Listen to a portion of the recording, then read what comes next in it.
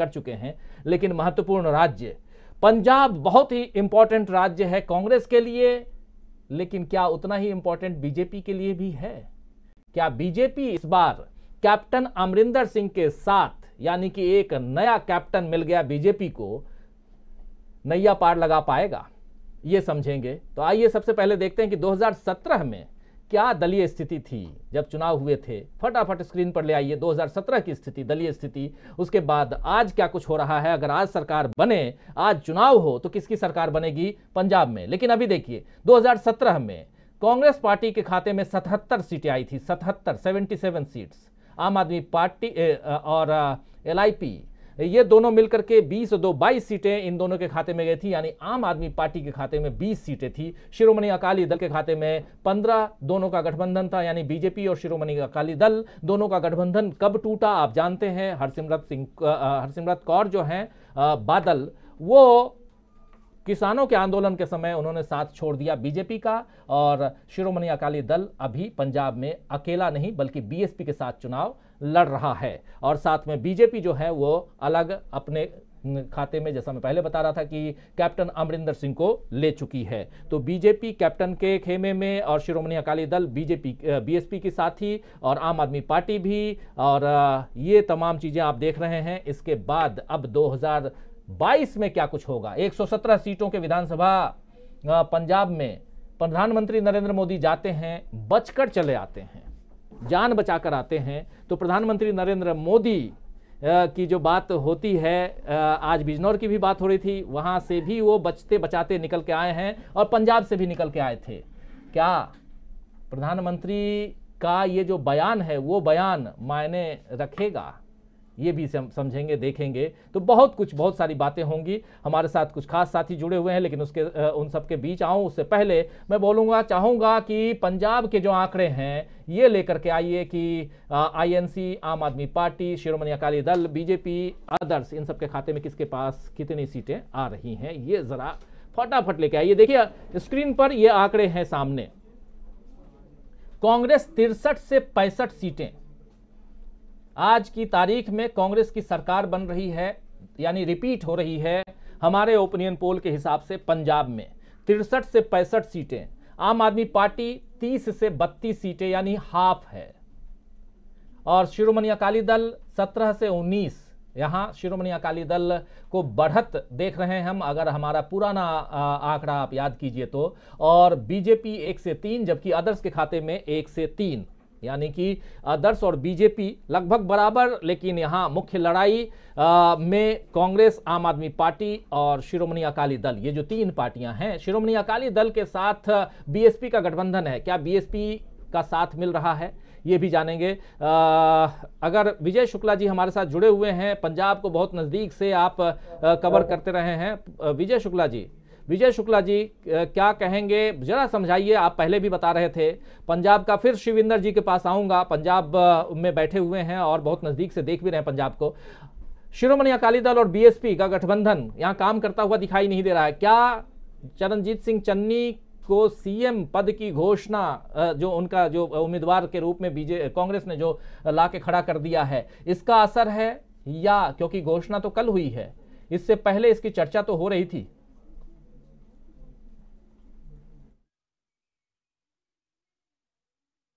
नहीं आ रही आपकी, जरा विजय जी को फिर से लेकर आइए।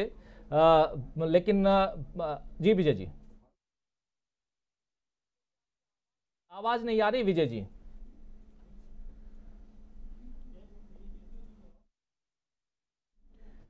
विजय जी की आवाज नहीं आ रही, लेकिन चलिए विजय जी की आवाज जब तक आए तब तक शिविंदर जी आपके पास आना चाहूंगा। इन आंकड़ों के आधार पर शिविंदर जी को स्क्रीन पर ले आइए। इन आंकड़ों के आधार पर शिविंदर जी की प्रतिक्रिया, पहली प्रतिक्रिया क्या है? और 3 पार्ट में अगर हम पंजाब को, और अभी बहुत अच्छी तरह से आप बता भी रहे थे कि मालवा का पार्ट है शिविंदर जी, उसके अलावा माझा दोआबा, इन तीनों पार्ट्स को अगर देखें तो कई जगह लड़ाई जो है, आमने सामने की लड़ाई दिखाई देती है आम आदमी पार्टी और कांग्रेस। लेकिन कांग्रेस काफी आगे हमारे ओपिनियन पोल के हिसाब से। क्या कुछ है इसके पीछे, क्या कुछ आप देखते हैं? देखो, यदि ये ओपिनियन पोल जो आपने का पहले आया था, मैं उससे सहमत था। इस बार का जो आपका पोल है उससे मैं सहमत नहीं हूं। वो है क्योंकि देखो इसमें बहुत फसमा मुकाबला है कांग्रेस का और आम आदमी पार्टी का। इतना फर्क नहीं है कि जैसे 60 या 30 का होगा। ये आपकी बात ठीक है कि अकाली दल थोड़ा सा मजबूत हुआ है उसका, पर वो मजबूत क्या आने वाले दिनों में भी होगा ये देखना होगा, क्योंकि जो मजबूत हुआ था अकाली दल वो हुआ था कुछ 4-5 दिन पहले, पर पंजाब में लगातार सिचुएशन बदल रही है। अभी आपको डेरा सिरसा वाले को आज ही फरलो मिली है, वो वोट कहां जाएगा? हालांकि इतना वोट रहा नहीं पहले जितना, अंदर खाते खबरें ये आ रही है कि वो बांट कर वोट डाल देगा, लेकिन जो पंजाब में समीकरण बन रहा है इसको जैसे हमने समझना है। मालवा में आम आदमी पार्टी बहुत मजबूत है, उसका कांग्रेस के साथ मुकाबला है। हम ये मान के चले कि 69 में से 10 सीट तक अकाली दल अपना दबदबा रखता है, बाकी में आम आदमी पार्टी का दबदबा है। कांग्रेस ने चन्नी को भदौर सीट से खड़ा करके जो कोशिश की है कि आम आदमी पार्टी की वो जो बढ़त है मालवा में उसमें डेंट डाला जाए, क्योंकि 69 सीट है मालवा में, बहुत ज्यादा सीट है, सबसे ज्यादा सीट है। फिर एक चक्कर है कि इनका बहुत मतलब तकड़ा मुकाबला है मालवा में कांग्रेस और आपका, आप आगे है इस मुकाबले में। फिर हम आते हैं माझा में। जैसे मैंने कहा कि माझा में 2-3 सीटों कोशिश की है, लेकिन मुख्य मुकाबला अकाली दल और आप में है वहां। और तीसरी चीज दोआबा में हालत यह है कि 5-6 सीटों पे आम आदमी पार्टी ने अपने आप को मजबूत किया है, फाइट कर रही है, बाकी में मुकाबला अकाली और इसमें है कांग्रेस में है। अब कांग्रेस के लिए जो बिग पॉइंट क्या है कि कांग्रेस के अंदर एक खाना जंगी बनी हुई है। फॉर एग्जांपल कांग्रेस का दोआबा में एक मंत्री है, वो चुनाव लड़ रहा है, लेकिन वो चाहते थे कि उनके बेटे को टिकट मिले। उनके बेटे को टिकट भी बाप को भी मिल जाए, बेटे को भी मिल जाए। बेटे को नहीं मिली तो उन्होंने दूसरे सुल्तानपुर इलाके में, सुल्तानपुर जो कॉन्स्टिट्यूंसी है, वहां कांग्रेस के प्रत्याशी के खिलाफ अपना बेटा खड़ा कर दिया। अब बाप अपने बेटे की सपोर्ट कर रहा है, बाप तो है कांग्रेस का उम्मीदवार, बेटा आजाद है, वो उसकी सपोर्ट कर रहा है। इसी तरह चरणजीत चन्नी है, उनके भाई भी निर्दलीय तौर पे चुनाव लड़ रहे हैं। इस तरह काफी कुछ मतलब कांग्रेस के अंदर है। कांग्रेस को उतना खतरा बेगानों से नहीं है जितना अपनों से है। एक तो ये चीज है कांग्रेस के लिए सबसे बड़ी चुनौती है। दूसरी बात यह है कि चन्नी का जैसे इन्होंने अपना उभारा है, वो ये ठीक है कि वो कल तक 2-4 दिन तक देखना पड़ेगा वो दलित वोट कितनी खींचता है, क्योंकि पंजाब में जाति समीकरण कभी बिहार नहीं है कि भी सारा दलित सेक्शन या सारा हिंदू सेक्शन इधर आ जाए। इसमें एक चीज हमें और जो पॉइंट है वो मनफी नहीं करना चाहिए कि आम आदमी पार्टी पंजाब में बिल्कुल वही पॉलिटिक्स कर रही है जो बीजेपी पॉलिटिक्स नहीं कर सकी पंजाब में, जहां देश में बीजेपी कर रही है। जैसे कि तिरंगा यात्रा निकालना आम आदमी पार्टी का कर रही है, इसी तरह हिंदू मुसलमान हिंदू सिख का पत्ता आम आदमी पार्टी खेल रही है।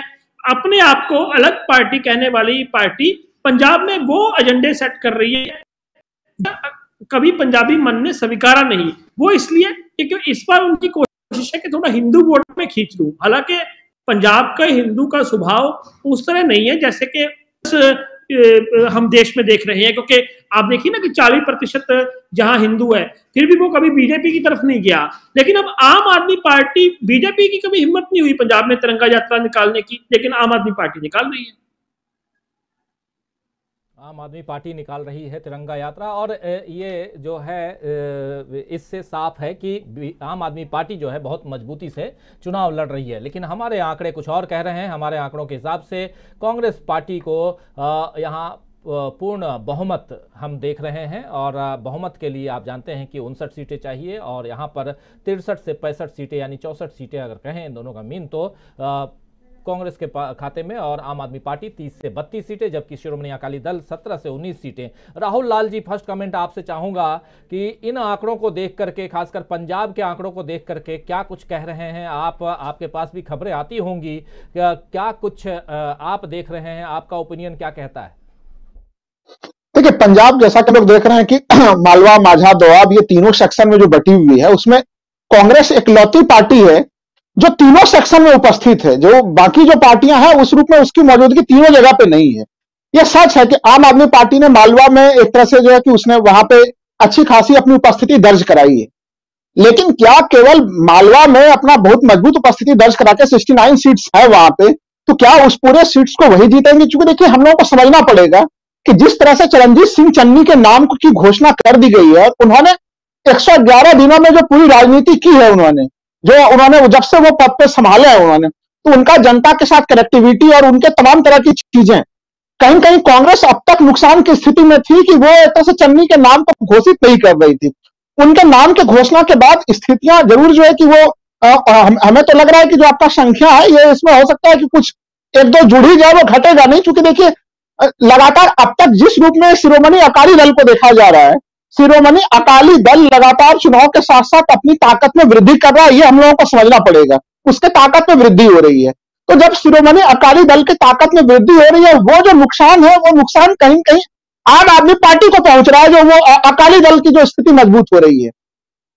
देखिए जहां तक धड़ा है जो कैप्टन अमरिंदर सिंह और बीजेपी को लेकर जो पूरा का पूरा धड़ा है, उसका कहीं जमीनी स्तर पर कोई बहुत मजबूत आधार नहीं है। ये जरूर है कि देखिए जो मान लीजिए कि हम लोग एक तरह से आज ही जिस तरह से देखिए डेरा सच्चा सौदा वाले को जो है कि उन्होंने फरलों पे निकाला है 21 दिन के लिए, लेकिन अब क्या अभी यहाँ पे कह भी रहे थे कि देखिए अब इन संगठनों के या जो इस प्रकार के जो डेरा है उनकी ताकत अब पहले की तरह नहीं रही है। जो नई पीढ़ी के लोग हैं या फिर जो समय के साथ एक तरह से लोकतंत्र में जो परिपक्वता आती है, तो क्या एक इशारे पे कहीं कोई संकेत कर दिया जाएगा और उस तरह से पंजाब में कोई वोटिंग पैटर्न होगा, वो स्थिति बड़ी मुश्किल है। देखिए आम आदमी पार्टी जो राजनीति कर रही है दिल्ली में, हम लोगों को समझना पड़ेगा कि आम आदमी पार्टी को लेकर जो देखने का एंगल दिल्ली एनसीआर में हम लोग जिस तरह से आम आदमी पार्टी को देखते हैं, क्या पंजाब के लोग उसी रूप में देखते हैं? जो वहां से लोग हमें अलग अलग जो पत्रकारों से बातचीत हो रही, जो वो लोग बताते हैं कि देखिए उनको देखने का दृष्टिकोण आप लोगों का दिल्ली से अलग दृष्टिकोण है, उसको उसी रूप में पंजाब में नहीं देखा जाता। पंजाब में जब लोग देखते हैं तो पंजाब में लोगों का मूल्यांकन करने की तरीका काफी वो अलग किस्म का है। वहां पे देखिए ना तो सांप्रदायिकता, आज के समय में कोई अगर ये सोचे कि हम वहां पे बहुत ज्यादा सांप्रदायिक किस्म की कोई राजनीति करेंगे, तो उसके लिए भी पंजाब के दरवाजे जो है कि वो बंद है, वो रास्ते खुले हुए नहीं है। अभी उन्होंने सही कहा कि भाई 40% हिंदू है, लेकिन कहीं कहीं हिंदू और सिख की वैसी राजनीति करने में भारतीय जनता पार्टी असफल रही है। तो वो आम आदमी पार्टी के लिए भी आईना और चश्मा बिल्कुल अलग किस्म का है। तो मैं एक लाइन में यही कहूंगा कि कांग्रेस के पास जो सबसे बड़ा प्लस पॉइंट है कि वो तीनों सेक्शन में उपस्थित रहने वाली एकलौती मजबूत पार्टी है। आम आदमी पार्टी ठीक है कि मालवा रीजन में अच्छा प्रयास कर रही है, लेकिन आखिर वो 69 में से कितनी सीटें निकाल लेगी? माझा में से वो कितनी सीटें निकालेंगी? वो दोआब में वो कितनी सीटें निकालेंगी? क्या वो सीटें इतनी होंगी कि वो कांग्रेस को कड़ी चुनौती और टक्कर दे के जो सीधे सीधे बना ले, जैसा कि कुछ दूसरे जो अलग अलग ओपिनियन पोल्स में दिखा रहा है? तो खुद वहां के लोगों का मानना है कि वो सच्चाई से काफी कहीं कहीं दूर की स्थिति है। देखिए हम लोगों को ये नहीं भूलना चाहिए कि एक प्रथम है चरणजीत सिंह चन्नी, दलित प्रथम मुख्यमंत्री है वहां पे, और उनको अब तक यह आरोप लग रहा था कांग्रेस के ऊपर कि कांग्रेस उनको यूज कर रही है, वो अगले टर्म के लिए उनके नाम को घोषित नहीं कर रही है। लेकिन जिस तरह से कांग्रेस ने एकदम अगले टर्म के लिए उनको घोषित किया है, इसका लाभ उनके साथ जाना एक अवश्यंभावी स्थिति है। और कहीं कहीं प्रथम दलित मुख्यमंत्री के साथ दूसरे दलित प्रत्यक्ष अप्रत्यक्ष तौर पर आएंगे जरूर। यह स्थितियां एक अच्छे संकेत की तरफ दिखा रही है। मुझे लग रहा है कि पंजाब में आला कमान ने, जो कांग्रेस आला कमान जिसकी हम लोग शिकायत भी करते हैं कि वो निर्णय लेने में देरी करता है या नहीं निर्णय की स्थिति में होती है, वो एक बड़ा कल निर्णय लिया गया है और उसके कुछ अच्छे परिणाम जरूर दिखेंगे। प्रशांत जी आपसे अगर आप सुन रहे हो तो आपसे जानना चाहूंगा इन आंकड़ों के आधार पर, क्योंकि दिन पर दिन हम देख रहे हैं कि यहाँ कांग्रेस मजबूत होती हुई दिखाई दे रही है। और अब तो सामने चुनाव है, 20 तारीख को पंजाब में चुनाव है। हालांकि अभी भी हैं, लगभग 2 सप्ताह का वक्त है। इस 2 सप्ताह में बहुत कुछ हो सकता है, बदल सकती है, इस परिस्थितियां बदल सकती हैं। आऊँगा विजय शुक्ला जी के पास भी, लेकिन प्रशांत टंडन जी आपसे जानना चाहूँगा इन आंकड़ों के आधार पर आपके क्या मत हैं, आपके क्या ओपिनियन हैं? देखिए पंजाब में जो आम आदमी पार्टी का है, जैसा मनीष जी कह रहे थे कि राहुल जी कह रहे थे सॉरी, कि आम आदमी पार्टी का बैलेंस नहीं है। यानी उनको पिछले चुनाव में अगर आप देखिए तो अकेले उनको मालवा में कुल 20 सीटें आई थी और मालवा में 18 सीटें थी, माझा में 0 थी और दोआबा में 2 सीटें आई थी। तो क्या पिछले 5 साल में उन्होंने ये मेकअप कर लिया है? मुझे नहीं लगता कि वो तीनों पंजाब के रीजन्स में वो बराबरी से आएंगे। तो इसलिए मुझे लगता है कि जो आपका सर्वे है ये बहुत हायर साइड है। दूसरा कि कांग्रेस का जो चन्नी के डिक्लेयर होने के बाद, क्योंकि आपका जो सर्वे है, जाहिर सी बात है कि चन्नी का नाम कल ही आया है, ये सर्वे थोड़ा पहले का होगा, कुछ दिन पहले का होगा, उसका असर नहीं दिख रहा है। लेकिन भगवंत मान की लीडरशिप तय हुई, उसका असर इसमें दिख रहा है। और अगर भगवंत मान का नाम नहीं आता तो शायद ये फिगर आप नहीं दे पा रहे थे, आपका सर्वे ये नहीं लाता। मुझे लगता है कि चन्नी के आने के बाद एक क्लैरिटी पंजाब के अंदर होगी, और ये जो फिगर है आपकी, ये मैं मानूंगा कि ये लोअर साइड फिगर है कांग्रेस के लिए। विजय शुक्ला जी से जान लेते हैं, भगवंत मान और की 2 मिनट बाद में, 5 5 मिनट बाद राजीव जी चल रही थी, इन दोनों के बीच हम लोगों ने ये सर्वे किया है। विजय शुक्ला जी, भगवंत मान को लेकर के आम आदमी पार्टी खेमे में और खेमे के बाहर आम आदमी पार्टी पर भरोसा की बात जब सर्वे कर रहे थे, तो किस ढंग के सवाल, किस ढंग की बातें, किस ढंग के विचार सामने आ रहे थे, जरा बताइए।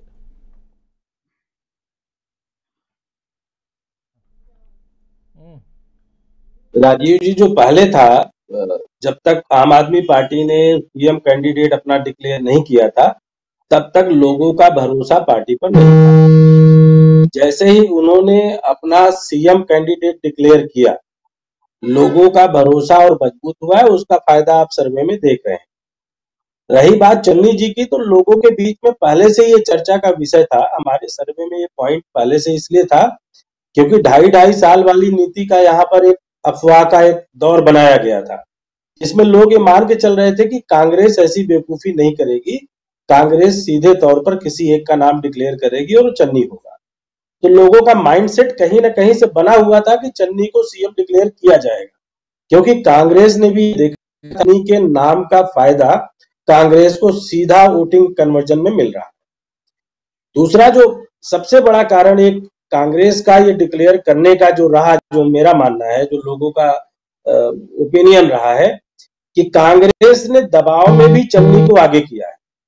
दबाव में इसलिए किया है कि उसने यह भली भांति तरीके से आकलन कर लिया कि ना तो अकाली बसपा को वोट दे रहे हैं, ना बसपा अकाली को वोट दे रही है। तो यानी डाइवर्जन अगर ये आम आदमी पार्टी पे जाएगा तो उनका नुकसान ज्यादा हो सकता है। तो ये भी कांग्रेस के उसमें था, तो उसका सीधा आप यहाँ पर देख सकते हैं। थोड़ा बहुत फर्क और हो सकता है कि चूंकि ये सर्वे कल के डिक्लेरेशन के बाद 2 दिन बाद, 3 दिन बाद और माहौल बदले, लेकिन वो कांग्रेस के लिए फेवरेबल बनेगा, नुकसानदायक। ठीक है, अजय सिंह जी हमारे साथ बने हुए हैं। अजय जी, पंजाब की राजनीति को आप भी देख रहे हैं, इस ओपिनियन पोल और पंजाब की राजनीति, क्या कहेंगे इस पे? पंजाब के ऊपर मैं ये कहना चाह रहा था कि जो अभी ये आंकड़े दिख रहे हैं, ये आंकड़े कांग्रेस के लिए जो है, और मेरे ख्याल से ये लोअर साइड है, जैसा कि अभी एक सज्जन ने बताया। अभी ये आंकड़े आपके जो है ऊपर जाएंगे, क्योंकि जहां तक अकाली दल गठबंधन की बात है बसपा के साथ, तो एक दलित चेहरा जो है या दलित मुख्यमंत्री का जो है नाम घोषित कर देने के बाद जो है वो एक स्विंग मुझे लगता है कि कांग्रेस को और मिलेगी। और आप जो आपको जो इस बार हम लोग 30 से 32 सीट दिखाई जा रही है, तो जब पिछली बार 57-58 सीटें उनको दिखाई जा रही थी, उसके बाद उनकी स्थिति जाके 20-22 पे अटकी थी। तो अभी अगर ये 30 और 32 की एरिया, क्योंकि जो भी उनकी मजबूती है वो सिर्फ मालवा के क्षेत्र में है, तो मुझे ये लगता है कि ठीक है, वो मालवा में अच्छा करेंगे, बिल्कुल अच्छा करेंगे। 69 में से अगर ये 30 हैं तो इसमें से हो सकता है 20-25 सीटें वहीं से आए, और बाकी जगह से 2-4 सीटें ही आने की उम्मीद दिख रही है। इसलिए मुझे जो ये आंकड़े आज के आंकड़े में जो दिख रहा है, उसमें आपकी पोजीशन जो 30-32 है वो सही दिख रही, लेकिन जो अकाली गठबंधन है वो 17 से 19 तक रहेगा, मुझे उम्मीद बहुत कम है। ये इसका जो भी इसमें जो भी लॉस जाएगा वो सारा जाके कांग्रेस में जुड़ना है। और रही बीजेपी की बात, तो 1 से 3 की क्या, हमने, आपको याद होगा कि जब विश्वनाथ प्रताप सिंह प्रधानमंत्री थे तो उसके बाद वो तो बहुत तेजी से चढ़े, और उसके बाद लेकिन जब संगठन नहीं रह गया उनके पास, तो उनके जो है कोई नामलेवा भी नहीं बचा था। तो वही हालत जो है इस समय बीजेपी प्लस की भी है कि जब अमरिंदर सिंह जो है कांग्रेस छोड़ के गए हैं और वहां बीजेपी का दामन थामे हैं, तो ये 1 से 3 क्या, वो उसको 0 ही मान के चलिए। और ये सारा कुछ मुझे जो है कांग्रेस में ही जुड़ता दिख रहा है। जी बिल्कुल। बहुत सारी बातें, अपने अपने विचार हैं। शिविंदर जी के पास आऊंगा, लेकिन उनसे पहले जयशंकर जी, आपके विचार जानना चाहूंगा इन आंकड़ों पे, पंजाब की राजनीति पे, और पंजाब को 3 पार्ट में बांट करके देखते हैं विश्लेषक, बटा हुआ है ऐसे भी, सामाजिक तौर पर भी देखें तो क्या कुछ आम आदमी पार्टी और सीधी फाइट दिखाई जा रही है कि कांग्रेस और आम आदमी पार्टी के बीच में वहां फाइट है? राजीव जी, हम शुरू से ही हमारे जितने ओपिनियन पोल आए होंगे, हम इसी बात के कायल रहे हैं, मानते रहे हैं कि लड़ाई वहाँ पर कांग्रेस और आम आदमी पार्टी के बीच ही होगी। और वही हमारा इस बार का भी जो ओपिनियन पोल है लगभग वही दिखा रहा है। काफ़ी करीब दिखाई दे रहा है हमारा जो ओपिनियन पोल है, उसके आंकड़े जो है सच के काफ़ी करीब दिखाई दे रहे हैं।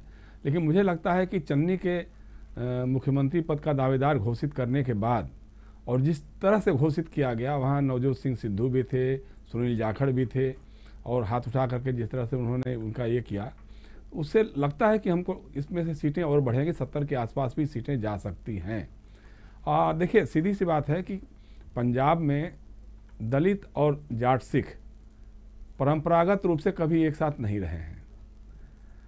एक बार जरूर जब कांसी राम जी का, मतलब परंपरागत रूप से कहा जाए तो कांग्रेस के साथ वहाँ का दलित मतदाता रहा है। कांसी राम जी का जब राजनीति में प्रादुर्भाव हुआ था, उसके बाद जरूर वहाँ पे दलित वोटों में बीएसपी की सेंधमारी हुई थी, और 26 साल पहले बीएसपी और अकाली दल का गठजोड़ भी हुआ था। लेकिन उसके नतीजे या उसके अनुभव बहुत अच्छे नहीं रहे कि 26 साल तक दोनों एक दूसरे के करीब नहीं गए, ये भी एक सच है। अब आज वो गए हैं तो उसी की काट में जिस तरह से चरणजीत सिंह चन्नी को उम्मीदवार घोषित कर दिया गया, तो अब उसके साथ जो पूरा कुनबा जुड़ा हुआ है, नवजोत सिंह सिद्धू प्रदेश के अध्यक्ष है, प्रदेश कांग्रेस के अध्यक्ष हैं, वो भी मुख्यमंत्री पद के बड़े दावेदार रहे ही हैं, चाहे स्वयंभू रहें चाहे जैसे भी रहें, वो हैं। सुनील जाखड़ हैं। अब देखिए, आम आदमी पार्टी का मजाक देखिए कि आम आदमी पार्टी ने तंज कसा। जब ये चर्चा आई, सुनील जाखड़ ने बताया कि साहब विधायकों की सबसे ज़्यादा पसंद हमारे नाम पर थी, और चन्नी जी मुख्यमंत्री बन गए जिनके नाम पे बहुत कम विधायकों ने सपोर्ट किया था। तो अरविंद केजरीवाल जी का बयान आया कि साहब ये हिंदुओं का अपमान है, हिंदुओं के रूप में, कि हिंदुओं की कांग्रेस किस तरह से उपेक्षा करती है, इस बात से जाहिर होता है। और मज़े की बात यह है कि उन्होंने जाट सिख को अपना मुख्यमंत्री पद का दावेदार घोषित किया है। मतलब अपने बयानों में खुद जो अपने को हास्यास्पद बनाते हैं। पंजाब एक ऐसी राजनीतिक जमीन है जिसको आम आदमी पार्टी ने सुनियोजित ढंग से नष्ट किया है अपने लिए।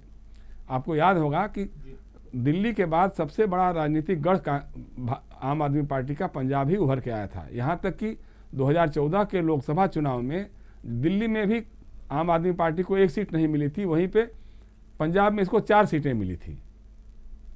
विधानसभा के चुनाव में एक समय तो लग रहा था कि सरकार बनाने की स्थिति में है, लेकिन आपस के झगड़े, कभी उनके साथ कुछ पृथकतावादी लोगों का जमावड़ा जुड़ा तो कभी कुछ हो गया, इस तरह से करके जो झगड़े आपस में बढ़े उनके, वो पार्टी 20-22 पे आके अटक गई। उसमें से भी कुछ इधर से उधर गए, उसमें भी कोई एक अलग धड़ा भी बन गया उनके अंदर। तो अब वो स्थिति उनकी रह नहीं गई है। कांग्रेस के खिलाफ एक एंटी इनकम्बेंसी भी बन रही थी ज़बरदस्त, लेकिन वो एंटी इनकम्बेंसी अमरिंदर सिंह के कांग्रेस से अलग होने के साथ ही कांग्रेस को उससे मुक्ति मिल गई। अब आप देखिए हालत अमरिंदर सिंह जी की क्या हो गई है कि कांग्रेस छोड़ करके जो उनके करीबी विधायक थे वो उनकी पार्टी में नहीं गए बल्कि भारतीय जनता पार्टी में गए।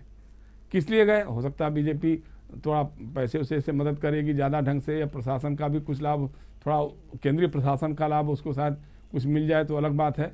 लेकिन मतलब अमरिंदर सिंह की लोकप्रियता इस हद तक नीचे चली गई कि उनके साथ कोई गया नहीं। और सबसे बड़ी बात जिसको शिविंदर भी पता नहीं सुन रहे होंगे तो शायद ज़्यादा क्लियर करेंगे, जो सबसे बड़ी एंटी इनकम्बेंसी मोदी गवर्नमेंट के खिलाफ है वो है किसान आंदोलन को लेकर के। किसान वहाँ का जो है पूरी तरह से एकदम खार खाए हुए बैठा हुआ है।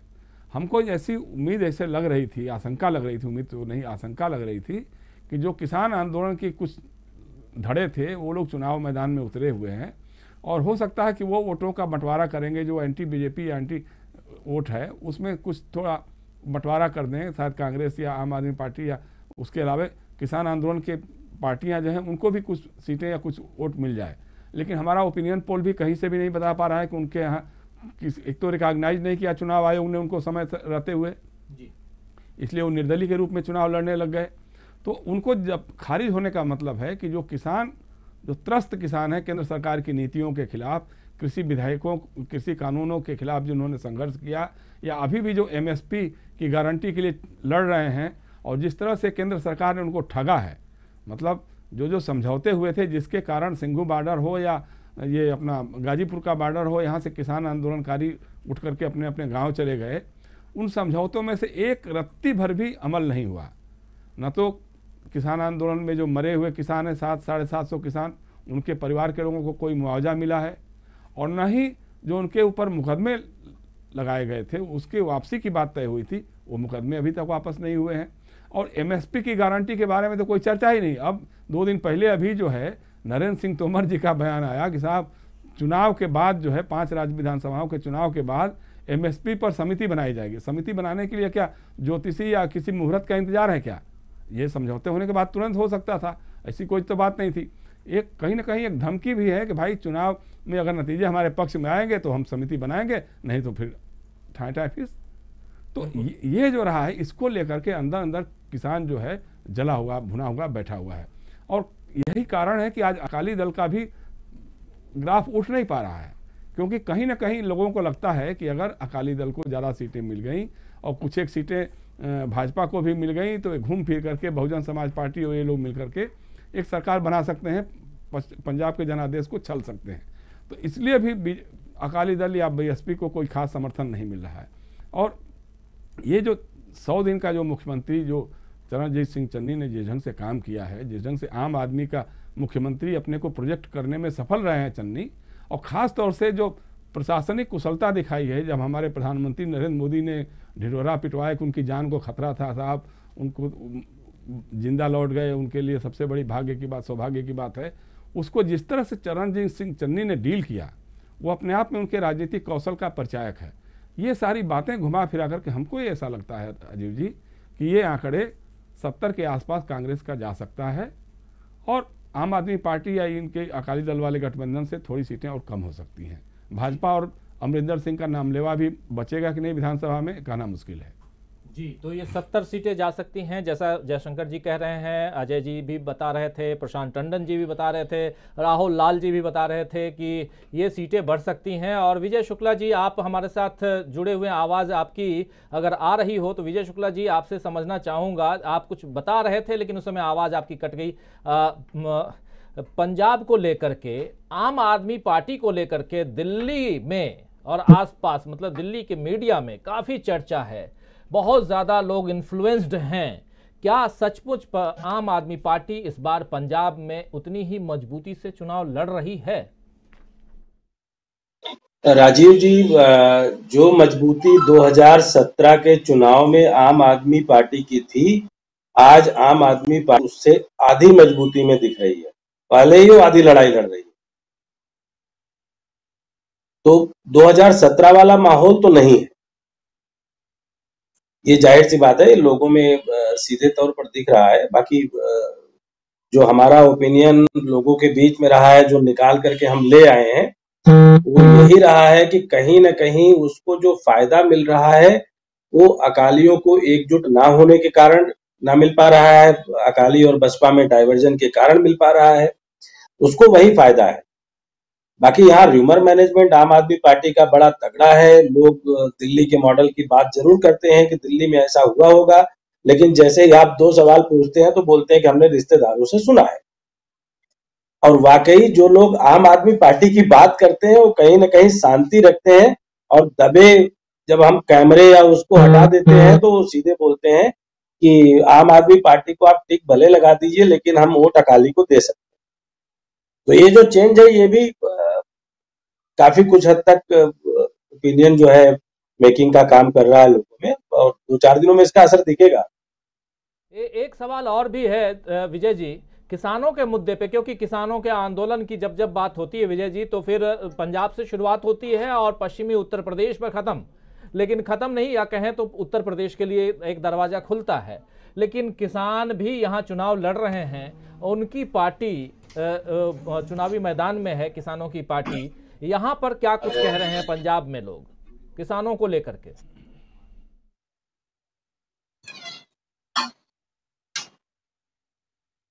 आवाज आ रही है?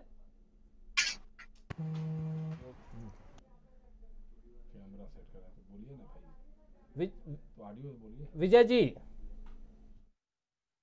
चलिए कोई बात नहीं है, विजय जी तक आएंगे। राहुल लाल जी नहीं, अमलेंदु जी आपके पास आना चाहूंगा, फिर राहुल लाल जी आपसे बात करेंगे। पंजाब के बाद फिर सीधे उत्तर प्रदेश, काफी इंतजार कर रहे हैं, बहुत सारे साथी लिख भी रहे हैं कि उत्तर प्रदेश का जल्दी से जल्दी बताइए। उत्तर प्रदेश पे भी आएंगे। पंजाब महत्वपूर्ण है, किसानों के आंदोलन को लेकर भी महत्वपूर्ण है, किसानों का एपी सेंटर है वो, और उस हिसाब से ये जानना समझना जरूरी है कि किसानों के आंदोलन का क्या असर पड़ रहा है, क्योंकि उसी आंदोलन के दौरान अकाली दल और बीजेपी दोनों अलग अलग हुए। और यही अमलेंदु जी, क्या लगता है इन आंकड़ों को देख करके भी और किसानों के आंदोलन पे, क्या पंजाब कहां दिखाई देता है आपको? देखिए राजीव जी, एक तो मुझे लगता है कि जो जैसा अभी विजय शुक्ला जी बता रहे थे कि आम आदमी पार्टी जो है 2000 पिछला 17 था उसके मुकाबले जो है आधी ताकत से लड़ रही है। तो जब आधी ताकत से लड़ रही है तो मुझे लगता है कि वो फिर ये स्थिति नहीं बन पाएगी। लेकिन जो आम आदमी पार्टी को मुझे लगता है जो ताकत थोड़ी बहुत मिलती हुई दिख रही है, केंद्र सरकार की या कहिए भारतीय जनता पार्टी की पीछे से जो है वो धकेल जो है एक तरीके से लगा के कह सकते हैं वो मिल रही है। क्योंकि भारतीय जनता पार्टी का लक्ष्य वहां अकाली दल की या आम आदमी पार्टी की किसी की सरकार बनवाना नहीं है। भारतीय जनता पार्टी का लक्ष्य है कि किसी भी तरीके से कांग्रेस की सरकार जाए। तो इस कांग्रेस की सरकार जाने के लिए जो डेरा वाले को जो छुड़वाया गया है और पैरोल वैरोल पे जो भी चर्चा हो रही है, तो भाजपा के समर्थक माने जाते हैं पहले से।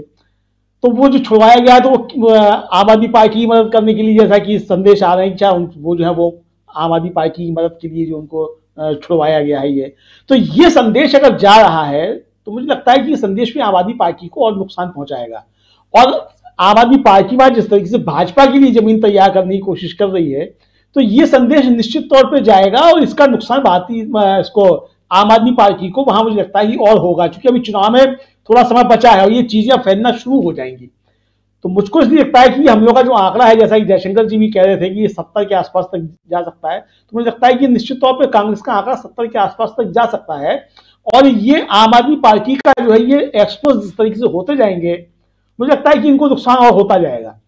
आज हो सकता है कि वो मजबूती से लड़ रहे हो, दिखाई पड़ रहा हो, मीडिया में भी हवा हो, जमीन पे भी कुछ हो सकता है हवा हो कि मजबूती से लड़ रहे हैं, लेकिन ये संदेश जो जिस तरीके से जाएंगे कि क्या है कि चन्नी को नुकसान पहुंचाना है, चन्नी के मुकाबले में जो है खड़ा होना है, तो ये जो अब देखिए, अब जैसे अभी एक बयान दे दिया आपने अरविंद केजरीवाल जी ने थोड़े दिन पहले कि चन्नी बेईमान है इस तरीके का, तो अब इसका रिएक्शन, और उसके अगले ही दिन आप जो है कह देते हैं कि वो सीबीआई जो है वो ईडी जो है वो दिल्ली में सत्येंद्र जैन को गिरफ्तार कर सकती है। अरे भाई, जब आप ईमानदारी के ठेकेदार हैं तो सत्येंद्र जैन क्यों गिरफ्तार कर लेगी, सत्येंद्र जैन को क्यों गिरफ्तार कर लेगी ईडी? तो ये सवाल तो पंजाब में भी उठेंगे ना कि आप चन्नी को बेईमान बता रहे थे, जबकि उसके ऊपर कोई आरोप नहीं चन्नी के ऊपर। भाई ईडी पहुंची है वहां, अगर मान लीजिए वो आरोप ईडी ने गिरफ्तार किया या जो उनके किसी रिश्तेदार के ऊपर छापे यहाँ पे पड़े, अगर वो आरोप सही भी है, एक प्रतिशत मान भी लिया जाए कि वो सही है, हालांकि ईडी जब चुनाव से पहले पहुंचती है तो वो सारे मामले जो फिर वो ठंडे बस्ते में चले जाते, फिर कोई पूछता भी नहीं उन मामलों का हुआ क्या।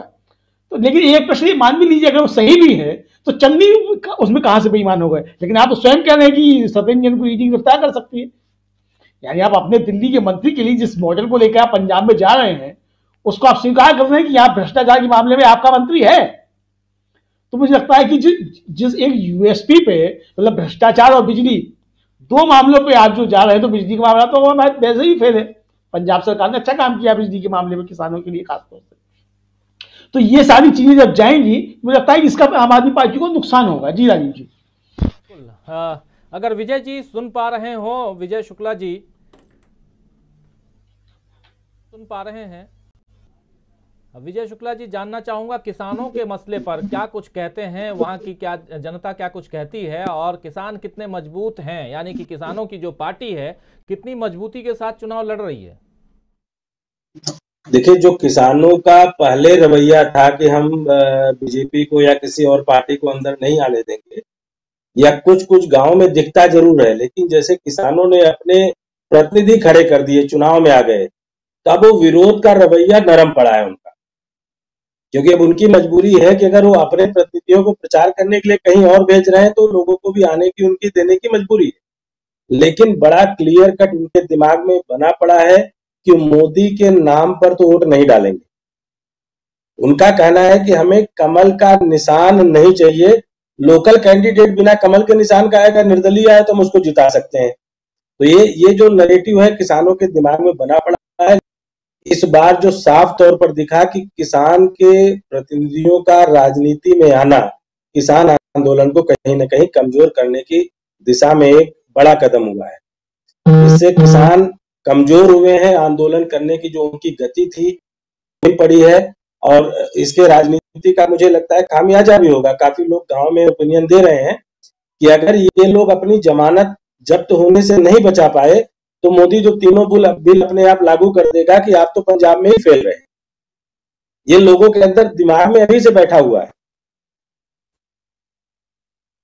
बिल्कुल राहुल लाल जी, किसानों के आंदोलन का असर, इस पे हम चर्चा कर रहे हैं पंजाब को लेकर के। इसके बाद सीधे चलेंगे, जो हमारे साथी बोल रहे हैं कि जल्दी से आप उत्तर प्रदेश दिखाइए, लेकिन देखिए दोस्तों, उत्तर प्रदेश आए वहां भी किसानों की बात होगी। पश्चिमी उत्तर प्रदेश, जहां किसानों का पूरा मसला जो है वो, जब भी हम लोग अभी पिछले दिनों लगातार घूम रहे हैं पश्चिमी उत्तर प्रदेश में, हम लोग भी देख रहे हैं कि यहां किसान जो है काफी आज भी आक्रोशित हैं। और जब किसान की बात हम करते हैं तो वहां जाट भी हैं, मुसलमान भी हैं और दूसरी जाति के लोग भी हैं, यानी कि पहली बार यहां जो दोनों जाटों और मुसलमानों के बीच जो खाई थी वो पटती हुई दिखाई दे रही है। और ये आज की तारीख में अगर पश्चिमी उत्तर प्रदेश देखें तो वहां पर जो है वो चुनाव किसी और दिशा में जाता हुआ दिखाई दे रहा है। तो इसलिए पश्चिमी उत्तर प्रदेश, पूर्वी उत्तर प्रदेश और मध्य उत्तर प्रदेश, साथ में बुंदेलखंड, यहां क्या राजनीति कहती है, किसकी कितनी सीटें आने वाली हैं, क्या समाजवादी पार्टी पूर्ण बहुमत के साथ सरकार बनाएगी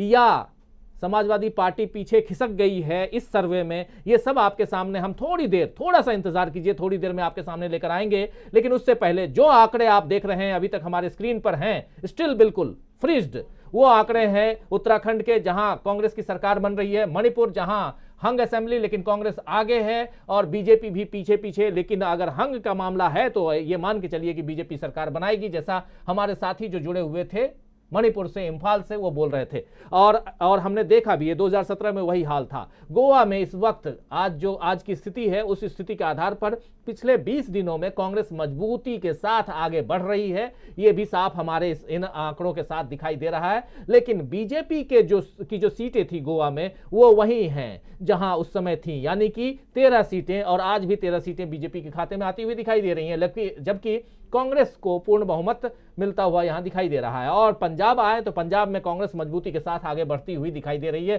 63 से 66 सीटें कांग्रेस के खाते में जाती हुई, जबकि आम आदमी पार्टी आधे पर है।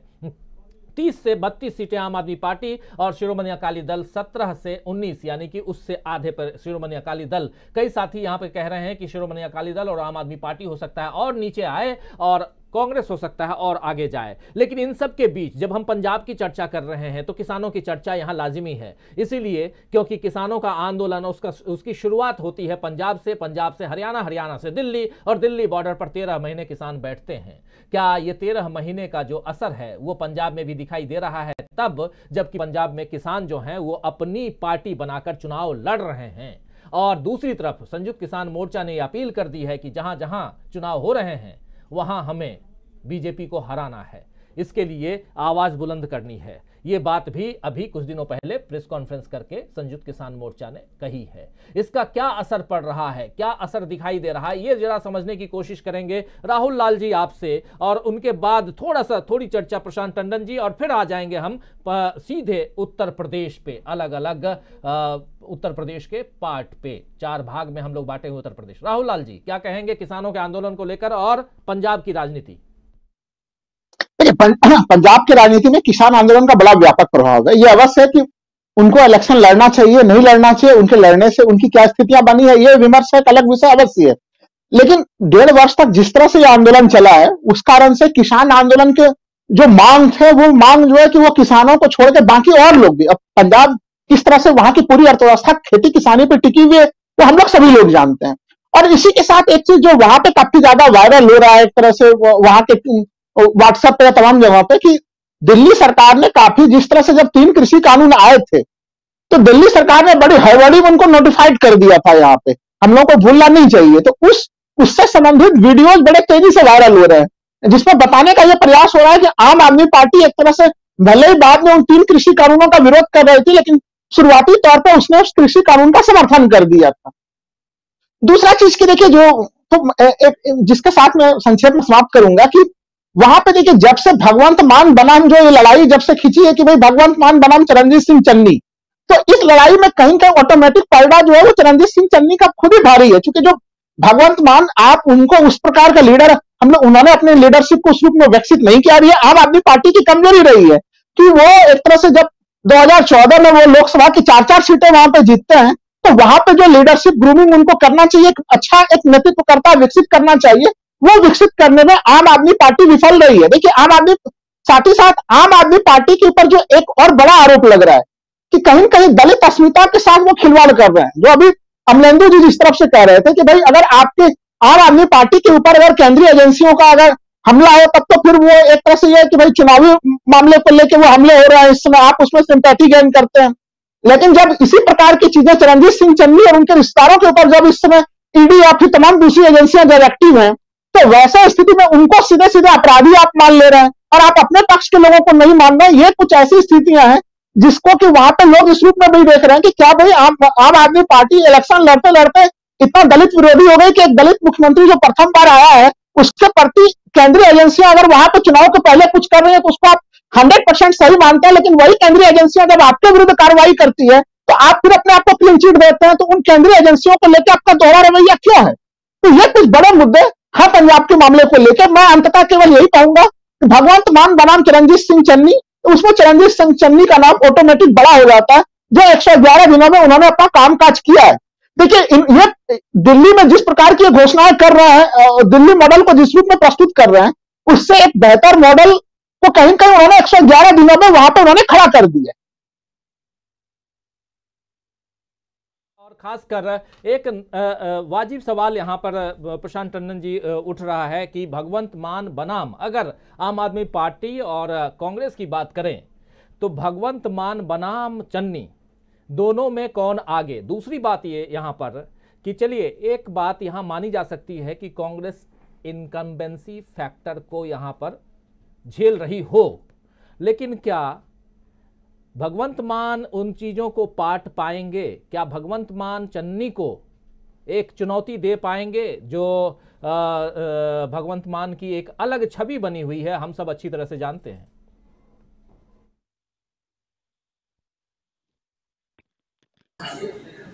कैप्टन को बदल के लीडरशिप और चन्नी को जो आखिरी ओवर्स में लाया गया, और चन्नी ने आखिरी ओवर्स में बहुत बढ़िया बैटिंग की है, स्लॉग ओवर्स में, तो ये एक अच्छा फैसला कांग्रेस की लीडरशिप का था, क्योंकि उन्होंने एंटी इनकम्बेंसी को एक झटके में ख़त्म कर दिया। अब चन्नी क्योंकि दलित समाज से आते हैं, चन्नी क्योंकि और सबसे बड़ी बात राजीव जी ये है कि जिस तरीके से प्रधानमंत्री ने अपनी सिक्योरिटी का जो वहाँ पे मामला खड़ा किया और उसको लेकर ये गोदी मीडिया में इतना शोर मचा और पंजाब को बदनाम करने की कोशिश की गई, उसका बहुत बड़ा फायदा चन्नी को मिल गया। और वहाँ से उनकी लकीर जो है, भगवंत मान जब तक वो कैंडिडेट बने भी नहीं थे, उनकी ऑलरेडी लकीर बहुत बड़ी बन गई थी और वो पंजाब की अस्मिता के साथ उनका नाम जुड़ गया। तो इसलिए मुझे लगता है कि जो आपकी फिगर है ना, थोड़ा सा ये मैं इसीलिए कह रहा हूँ कि ये लोअर साइड फिगर है कांग्रेस के लिए, और आम आदमी पार्टी के लिए ये हायर साइड फिगर है बात है, और कांग्रेस के लिए लोअर जबकि आम आदमी पार्टी के लिए हायर। लेकिन